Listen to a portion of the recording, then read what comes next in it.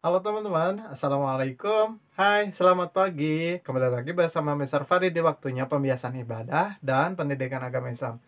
Oke teman-teman, setelah kemarin kita belajar tentang kisahnya Nabi Yusuf alaihissalam, yaitu Nabi Yusuf adalah seorang yang sangat tampan sekali teman-teman. Nah, kita akan melanjutkan kisahnya, tapi sebelum itu yuk kita sama-sama berdoa kepada Allah Subhanahu wa taala sebelum melanjutkan kisah kita yang kemarin ya, agar kita menjadi berkah serta lancar ketika melakukan pembelajaran hari ini. Berdoa dipersilakan. Hayya doaan. Bismillahirrahmanirrahim. Rabbi zidni ilman warzuqni fahman birahmatika ya arhamar rahimin. Amin ya rabbal alamin. Alhamdulillah. Oke, teman-teman, kemarin kita telah sampai kepada kisahnya Nabi Yusuf alaihissalam bahwa Nabi Yusuf itu merupakan eh, anak kedua paling kecil dia dari anaknya Nabi Yakub alaihissalam. Nah, adiknya itu adalah seorang yang sangat soleh sama seperti Nabi Yusuf, yakni bernama Bunyamin. Kemarin kita sampai kepada saudaranya Nabi Yusuf, yakni kakak-kakaknya itu mengajak Nabi Yusuf untuk pergi ke hutan, katanya untuk memburu hewan di hutan. Dan ayahnya pun tidak mengizinkan awalnya. Tapi karena saudaranya itu bisa meyakinkan bahwa tidak apa-apa ayah, akan aman kok gitu. Kami akan menjaga Yusuf dan Bunyamin. Nah kemudian karena bisa meyakinkan ayahnya, Nabi Yusuf kan diajak. Ternyata teman-teman Nabi Yusuf itu tidak diajak untuk berburu hewan, tapi ternyata akan dibunuh.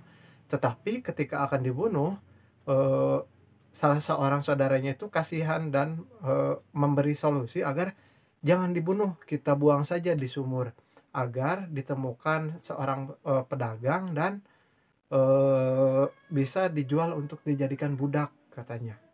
Nah, Nabi Yusuf pun kemudian dibuang ke dalam sumur. Bajunya Nabi Yusuf itu dibuka dan kemudian dilumuri darah seekor hewan hasil buruan mereka. Setelah itu Nabi Yusuf pun dilaporkan kepada ayahnya bahwa Nabi Yusuf dimakan oleh serigala dan hewan buas lainnya ya. Eh, Maupun itu serigala atau lainnya. Pokoknya diberitakan kepada ayahnya itu setelah pulangnya itu Yusuf telah dimakan oleh hewan buas. Maka ayahnya pun bersedih. Sesungguhnya aku tidak tahu hal kebenarannya, tetapi eh, hanya Tuhankulah yang tahu kebenarannya, kata Nabi Yakub. Sebagai ayah Nabi Yusuf tentunya sangat kehilangan. Nah, waktu itu setelah tidak berselang berapa lama, ada rombongan pedagang yang akan lewat ke negeri Mesir. Nah, ketika akan mengambil air, Nabi Yusuf pun berpegangan kepada tali timba yang ada gitu mau ditarik. Dan ternyata pas ditarik kok berat ya kata si pedagang. Ternyata Nabi Yusuf itu naik ke embernya untuk menyelamatkan dirinya karena kedinginan, dan ternyata dilihat Nabi Yusuf ada seorang yang tampan, anak yang cakap, dibawalah untuk dijual ke negeri Mesir. Nah, setelahnya sampai ke negeri Mesir, para pedagang itu pun menjual kepada salah seorang bangsawan dan raja pada waktu itu, raja lah bisa dikatakan waktu itu, untuk dijadikan budaknya. Nah, dibelilah oleh istrinya yang bernama Siti Julaiha. Nah, senang sekali tuh Nabi Yusuf mendapatkan Nabi Yusuf karena seorang yang pintar serta cakap. Beberapa tahun kemudian Nabi Yusuf pun menjadi seorang yang dewasa dan pintar serta tampan. Raja pun bermimpi tentang ada 7 kerbau dan 7 padi. Jadi ternyata setelah ditafsirkan tidak ada yang bisa menafsirkan mimpi raja tersebut. Nah kemudian Nabi Yusuf pun berkata bahwa sesungguhnya negeri ini akan dilanda eh, panen yang sangat besar selama 7 tahun.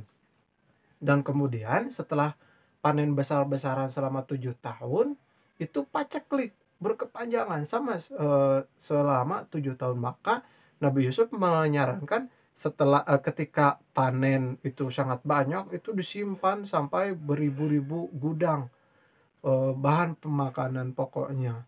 Dan kemudian benar saja teman-teman, setelah itu paceklik 7 tahun, sehingga ketika mimpi tersebut itu nyata ditafsirkan dengan benar oleh Nabi Yusuf pun diangkat menjadi salah satu pejabat di negeri tersebut.